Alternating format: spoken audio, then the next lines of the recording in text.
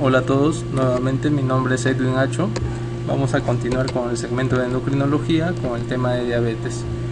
En esta segunda parte vamos a ver los puntos que son tratamiento, metas de control metabólico y diabetes gestacional. Vamos a comenzar con diabetes gestacional. La diabetes gestacional se diagnostica generalmente entre las 24 y 28 semanas, y el hecho de hacer el diagnóstico no quiere decir que la paciente ya tenga o haya venido con el diagnóstico de diabetes mellitus o que vaya a continuar con este diagnóstico después de culminar la gestación. Sin embargo, esto tiene que tener un control y manejo terapéutico entre el endocrinólogo y el ginecobstetra, pero para efectos nuestros, para efectos del examen y tener alta rentabilidad, lo que nos va a importar son los criterios diagnósticos, que lo hemos hecho en base a la guía de la Asociación Americana de Diabetes del año 2014. Hay dos formas de hacer el diagnóstico de diabetes mellitus. La primera forma, o el one step, en un paso, que está dado por el consenso de la Asociación Internacional del Grupo de Estudio de Diabetes y Gestación. Aquí tenemos sus siglas en inglés. ¿En qué consiste esto? Entre las 24 y 28 semanas, generalmente, vamos a hacer este screening. ¿Qué quiere decir? Tenemos a los pacientes con un estado de ayunas mínimo de 8 horas. Medimos inmediatamente la glucosa. Aquí tenemos en inglés fasting, glucosa en ayunas. Es positivo cuando es mayor o igual de 92 miligramos por decilitro. Luego de eso se va a dar una sobrecarga oral de glucosa de 75 gramos de glucosa anhidra. Si recordamos la primera parte, donde hablamos del diagnóstico general de diabetes, hablábamos del test de tolerancia oral a la glucosa, que se decía exactamente con esta misma cantidad. Después de haber dado a la paciente esta carga de 75 gramos de glucosa, vamos a medir a la hora y a las 2 horas, y es positiva cuando en la primera hora es mayor o igual de 180 miligramos por decilitro y a las 2 horas mayor o igual de 153 miligramos por decilitro. Vamos a tener al final un cuadro resumen, pero pasemos al segundo método de diagnóstico. El segundo método, o el two-step, en 2 pasos, está dado por el Instituto Nacional de Salud de los Estados Unidos. Este estudio difiere del primero en que es necesario hacer un estudio de screening, que se va a hacer con 50 gramos. Esta también se tiene que hacer en ayunas, generalmente entre las 24 y 28 semanas, y si sale positivo a la hora, entiéndase positivo un nivel de glucosa mayor o igual de 140 miligramos por decilitro, el segundo paso es hacer una carga ya en otro momento, cuando la paciente está en ayunas, con 100 gramos, y hacemos también un test de tolerancia oral a la glucosa. Y para que sea positivo se tiene que tener una lectura de los niveles de glucosa a las 3 horas mayores o iguales de 140 miligramos por decilitro, es decir, el nivel es igual que el nivel que utilizamos para el screening. Y este es el cuadro resumen para el diagnóstico de la diabetes gestacional, así que atentos. Recordemos que el paso 1, o el test en el cual solamente utilizamos un paso, es donde utilizamos 75 gramos de glucosa anhidra. Lo utilizamos en un estudio o un test de tolerancia oral a la glucosa, que para que sea positivo tiene que tener por lo menos uno de cualquiera de estos 3 valores, como ya lo hemos mencionado. Puede ser en ayunas, claro, lógicamente si hablamos de ayunas todavía no se ha dado la carga de 75 gramos, pero si ya se ha dado y a la hora es mayor o igual de 180, hacemos el diagnóstico de diabetes gestacional. Si ya dimos la carga de 75 gramos, y a las 2 horas es mayor o igual de 153 miligramos por decilitro la glicemia, hacemos el diagnóstico y no se considera las 3 horas porque el estudio solamente se hace en 2 horas. Ahora, la segunda forma de hacer el diagnóstico es mediante el test de 2 pasos, en el cual es necesario hacer un screening en primer lugar con una carga de 50 gramos. ¿Y qué hacemos con este screening? Medimos a la hora. Si es mayor o igual de 140 miligramos por decilitro, podemos hacer el segundo paso. Aquí vemos que en ayunas es no aplicable, a las 2 horas tampoco no es aplicable y a las 3 horas tampoco es no aplicable, porque solamente nos interesa hacer el estudio a la hora. Ya habiendo hecho el primer paso, pasamos al segundo paso, que es la carga de 100 gramos de glucosa anhidra. Es igual en ayunas. Volvemos a explicar, esta ayunas, entiéndase que todavía no se ha dado la carga. Si es mayor o igual de 92 miligramos por decilitro, hacemos diagnóstico de diabetes gestacional. Pero ya habiéndose dado la carga de 100 gramos, medimos a la hora, a las 2 horas y a las 3 horas. Pero recordando el cuadro anterior, lo que nos interesa son a las 3 horas. Si es mayor o igual de 140 miligramos por decilitro, ya hacemos el diagnóstico de diabetes gestacional. Hay una pregunta del ENAM 2013 sobre los criterios de diagnóstico de diabetes gestacional. Es por eso que puede venir en otros exámenes y es importante recordar los criterios diagnósticos de diabetes gestacional. Otro punto que vamos a hacer en esta clase es el desarrollo de los objetivos de control metabólico según la Sociedad Americana de Diabetes del año 2014. Si nos guiamos en el mismo cuadro pero de años anteriores, vamos a ver que difieren en cosas mínimas, pero que al momento de dar el examen hay que tener en cuenta los criterios actuales. Uno es el índice de masa corporal, que debe ser menos 25 kilogramos por metro cuadrados. La glicemia basal y la glicemia postprandial son glicemias que se hacen mediante un capilar. En la glicemia basal tenemos que tener de 70 a 130 miligramos por decilitro. Los criterios anteriores tomaban de 90 a 130 miligramos por decilitro. Glicemia postprandial, menos de 180 miligramos por decilitro. Hemoglobina glicosilada, menos de 6.5 a 7%. La presión arterial debe ser menor de 140 milímetros de mercurio la presión sistólica y menos de 80 milímetros de mercurio la presión diastólica. Pero en pacientes con nefropatía y proteinuria franca, es decir, mayor de 1 gramo en 24 horas, debe haber una presión menor de 125,75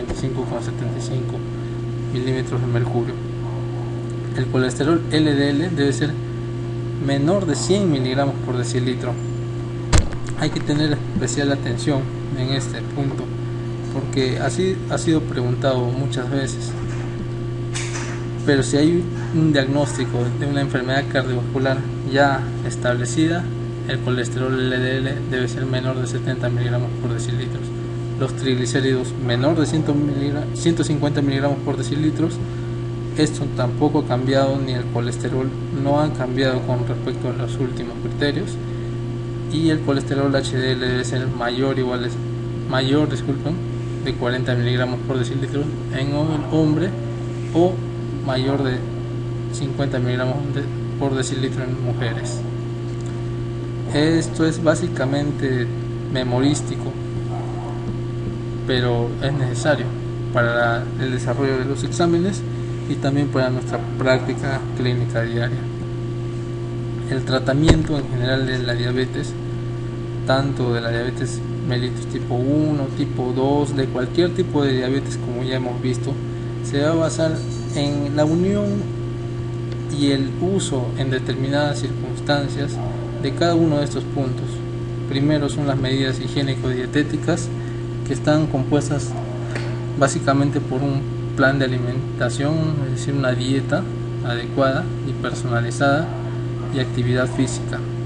El automonitoreo, como hemos visto en las metas de control metabólico.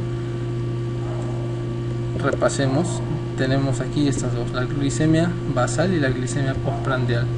Esto se puede, o mejor dicho, se da, ya que el paciente se evalúa con un test de glucosa capilar.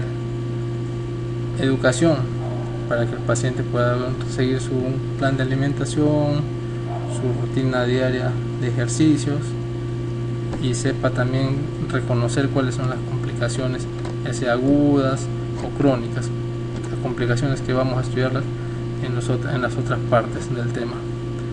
El uso de antidiabéticos orales, que es básicamente en pacientes diagnosticados con diabetes mellitus tipo 2, y la insulinoterapia, que es de inicio en el diagnóstico de pacientes con diabetes mellitus tipo 1 y en los casos en los cuales el paciente se descompensa, como hemos oído hablar de la cetoacidosis diabética o el estado hiperosmolar no cetósico, se utiliza insulina, no se utilizan antidiabéticos orales.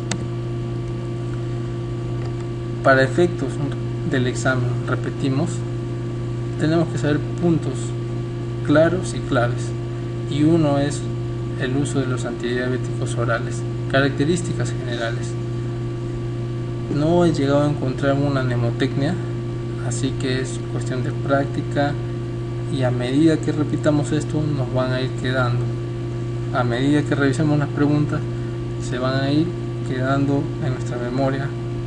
Todos los antidiabéticos orales son los más importantes. Los clasificamos en tres básicamente: secretagogos, sensibilizadores de la insulina e inhibidores de las alfa-glucosidasas. Los secretagogos se clasifican en dos: las sulfonilurias y las metiglinidas. La acción de las sulfonilurias es la estimulación de las células beta del páncreas. Hay tres generaciones.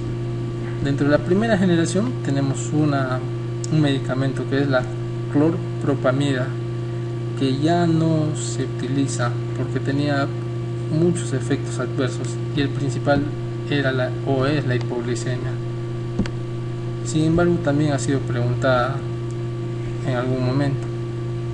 De segunda generación, el que más es conocido, del cual hemos hablado más o hemos escuchado más seguramente, es la glibenclamida.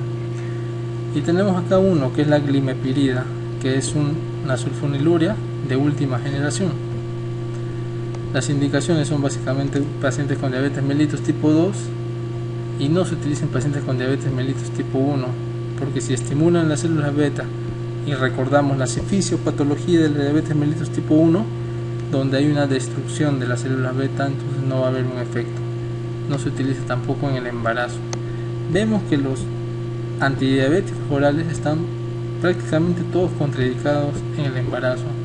Sin embargo, hay algunas literaturas que, por ejemplo, dicen que la metformina se puede utilizar, pero como regla general no se utiliza antidiabéticos orales. Lo que se utiliza en el embarazo es la insulina.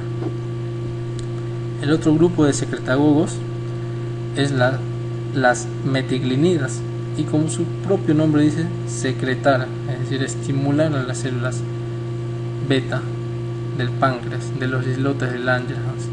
Igual tiene indicación en la diabetes mellitus tipo 2 y el embarazo. Los sensibilizadores de la insulina.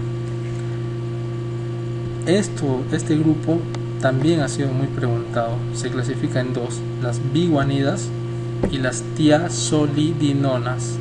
De las biguanidas, el fármaco representativo es la metformina. ¿Y cómo actúan este grupo de fármacos? Inhiben la gluconeogénesis hepática y mejoran la sensibilidad hepática a la insulina.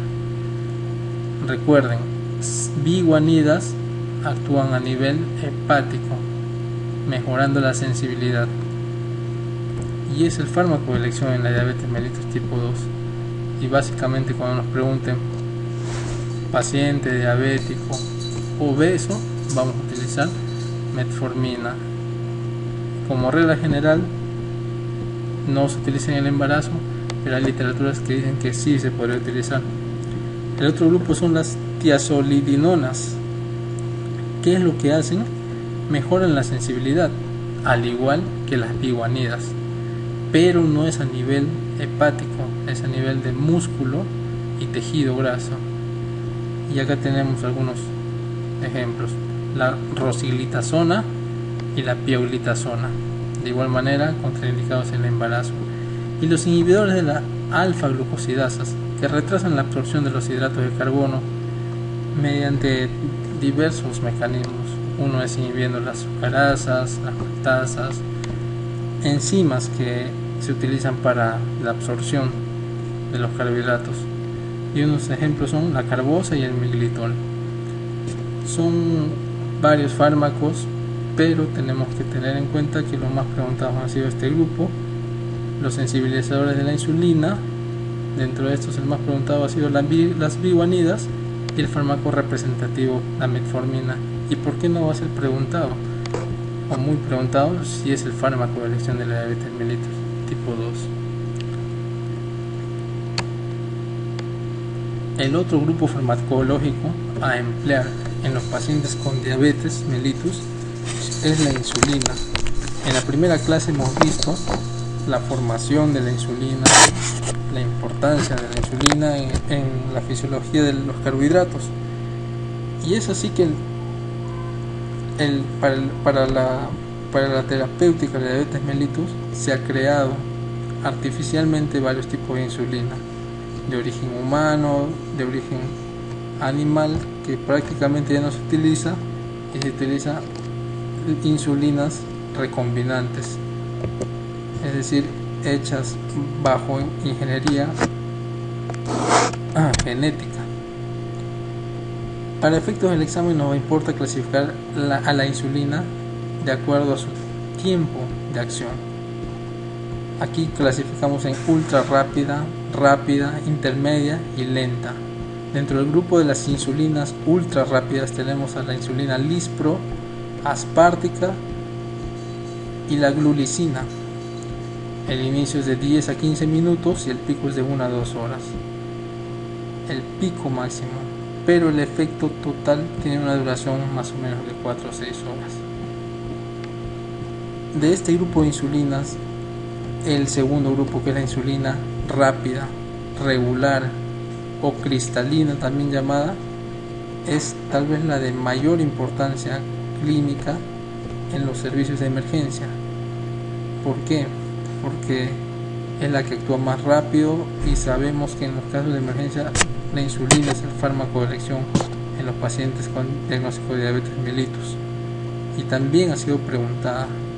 Por lo tanto, debido a que es de gran uso y ha sido preguntado, tenemos que estudiar bien a esta insulina.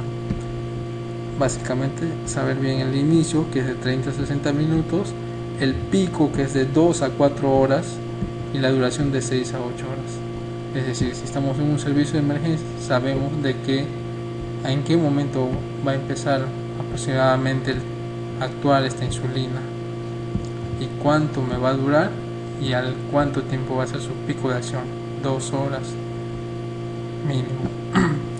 Tenemos el tercer grupo, que es la insulina NPH, que es también de uso común básicamente en los servicios de hospitalización como insulina de mantenimiento. Acá tenemos igual su tiempo de inicio, el pico y la duración.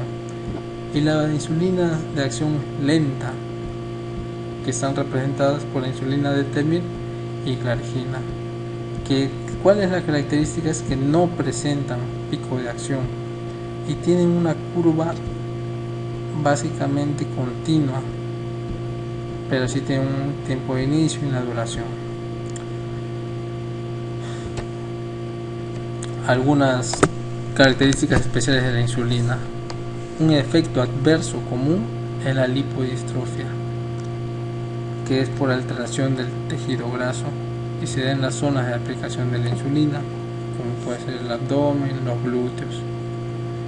Y hay que recordar dos conceptos claves: el fenómeno Somogyi y el fenómeno del ALBA. Ambos fenómenos lo que nos van a producir es hiperglicemia, pero la diferencia está en la forma en la cual producen esta hiperglicemia. El fenómeno Somogyi está en relación con la hipoglicemia nocturna. En hipoglicemia nocturna, que como respuesta las hormonas contrarreguladoras van a producir esta hiperglicemia. Y el fenómeno del ALBA, que va a ser dado fisiopatológicamente por la secreción nocturna de hormona de crecimiento o el ritmo circadiano del cortisol. Ambos producen hiperglicemia, pero el mecanismo de acción es diferente e independiente. Siendo así, ya habiendo hecho la síntesis de conceptos claves y básicos, podemos resolver las preguntas. Primera pregunta: varón de 47 años, diagnosticado de diabetes mellitus hace 6 años, recibe tratamiento con insulina NPH subcutáneo. ¿Cuál es el objetivo terapéutico en el seguimiento y control del paciente? Es una pregunta del ENAM 2013, de un examen muy reciente. Entonces nosotros tenemos que recordar el cuadro de las metas del control metabólico, pero vamos a analizar cada una de las claves. La primera: glicemia postprandial mayor de 220 miligramos. Tenemos que buscar valores menores. No es esta la respuesta. La B: triglicéridos en ayunas de 200 miligramos y glucosa preprandial de 140 miligramos. Son valores muy altos, pero los vamos a verificar revisando el cuadro nuevamente. Glucosa plasmática al acostarse de 150 miligramos por decilitro. No. Glicemia preprandial de 90 a 130 miligramos por decilitro y hemoglobina glicosilada menor de 7%. Y glucosa 2 días consecutivos en ayunas menos de 140 miligramos por decilitro. Vamos a repasar con el cuadro. Tenemos aquí glucosa basal o glicemia basal de 70 a 130 miligramos por decilitro y hemoglobina glicosilada menor de 6.5 a 7%. Por lo tanto la respuesta es la D. Pero como les había mencionado en un primer momento, miren, aquí la respuesta dice de 90 a 130 miligramos por decilitro, pero los criterios actuales de un año de diferencia nos dice 70. Es decir, pueden preguntarnos, pero tenemos como base los criterios actuales. Este es un examen del año 2013. Mujer de 29 años llega a emergencia con 300 miligramos de glucosa, pH menor de 7.35, bicarbonato de 24 miliequivalentes por litro y una osmolaridad de 285 milimoles por litro. ¿Cuántas horas después de aplicar insulina cristalina subcutánea se obtiene su máximo efecto? Es una pregunta del recitado médico del año 2013 en un examen reciente. De igual manera, como les había mencionado, insulina cristalina regular o insulina rápida es de uso común en los servicios de emergencia, como aquí nos están poniendo en el caso clínico. Por lo tanto, es un tipo de insulina que tenemos que saber las características principales. Para eso recordemos el cuadro y vemos que tiene un pico de acción de 2 a 4 horas. Por lo tanto, la respuesta es a las 2 horas. ¿Cuál de las siguientes proposiciones en relación al uso de metformina es correcta? De examen de salud. Hacemos la siguiente acotación nuevamente. Metformina, fármaco de elección en pacientes con diabetes mellitus tipo 2. Por lo tanto, tenemos que saber puntos básicos. Esta droga es una sulfoniluria. Vamos a ver. Disculpen. Bueno, no es una sulfoniluria, es una biguanida. Y efectivamente, la ganancia de peso es común con su uso. El efecto colateral más común en la cefalea no es cierto. Los pacientes que ingieren metformina deben tener controles periódicos de función hepática. Tampoco es cierto. El efecto colateral más severo es la cetoacidosis. No. ¿Cuál es el mecanismo de acción de los inhibidores de la alfa-glucosidasa en el tratamiento de la diabetes mellitus tipo 2? Como habíamos mencionado, el retraso en la absorción de los hidratos de carbono mediante uno de los mecanismos de la inhibición de sucrasa, maltasa y glucosinilasa. Las siguientes alteraciones alérgicas se producen durante el tratamiento de la diabetes mellitus. Erupción cutánea por hipoglicemiantes orales, sí, es cierto, básicamente por metformina. Flash, clorpropamida, alcohol. Como mencionamos, la clorpropamida ya no se utiliza por sus efectos adversos. El más severo, la hipoglicemia. El flash es un tipo de rash. Erupción cutánea por inyección de insulina, sí, además de lipodistrofia, como aquí vemos, lipoatrofia inducida por insulina. Por lo tanto, todas son correctas. La mejor prueba para inferir la efectividad del control de la diabetes mellitus es el dosaje de... Eso hemos visto en la primera clase. La mejor prueba es la hemoglobina glicosilada y nos va a dar un tiempo parámetro de control de 3 meses. ¿Cuál de los siguientes fármacos actúa estimulando la secreción de insulina? Como hemos visto, hay la clasificación de los antibióticos orales y tenemos a los secretagogos y los sensibilizadores de la insulina.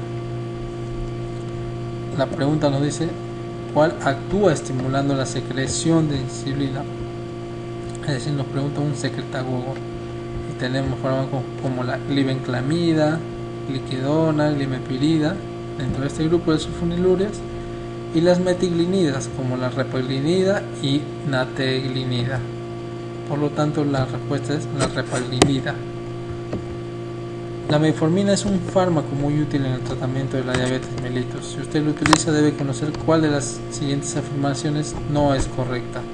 Efectivamente, la misma pregunta nos especifica que es un fármaco de uso continuo en el tratamiento de pacientes con diabetes mellitus, específicamente diabetes mellitus tipo 2.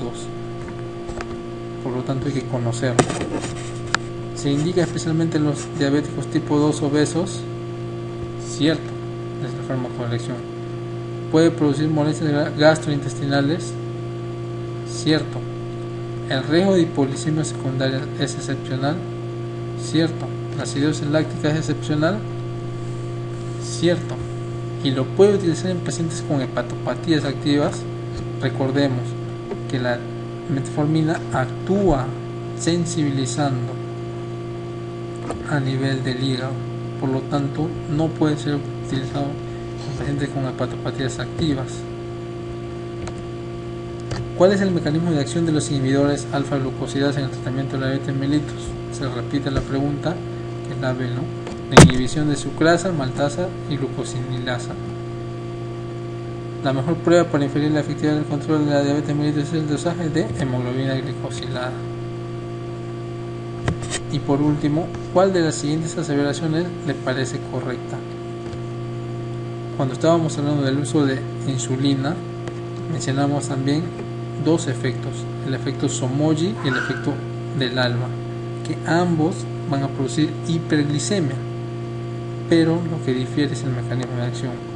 El efecto Somogyi se da como respuesta a una hipoglicemia nocturna, produciéndose aumento de las hormonas contrarreguladoras.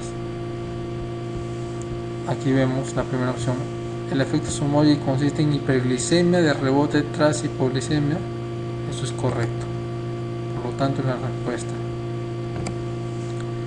Muy bien, como hemos podido ver y hemos hecho la acotación en la primera clase, un especialista, un endocrinólogo, un experto en endocrinología y en diabetes puede hacer el tema de una forma más profunda, pero para efectos del examen tenemos que saber puntos claves dirigidos, directos.